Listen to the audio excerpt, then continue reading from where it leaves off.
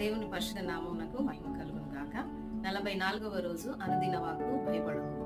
ఇర్మియా గ్రంథము 1వ అధ్యాయము 17వ వచనంలో ఇర్మియా ప్రవక్తతో దేవుడు మాట్లాడుతూ, నీవు నడుము కట్టుకొని నిలబడి నేను నీకు ఆజ్ఞాపించినదంతయు ప్రకటన చేయుము, భయపడకుము అని జ్ఞాపకం చేస్తూ, నీవెక్కడికి పోయినను ప్రాకారము గల పట్టణముగాను ఇనుప స్తంభముగాను ఇత్తడి గోడలుగాను నీవు ఉంటావని ఇర్మియా భక్తుని దేవుడు బలపరుస్తూ ఉన్న సందర్భము.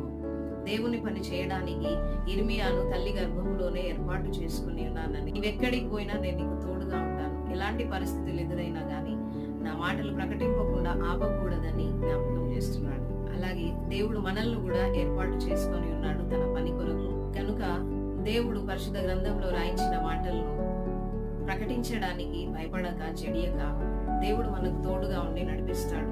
ఎటువంటి ఆటంకాలు వచ్చినా, ఎన్ని ఇబ్బందులు ఎదురైనా దేవుడు మనల్ని కాపాడు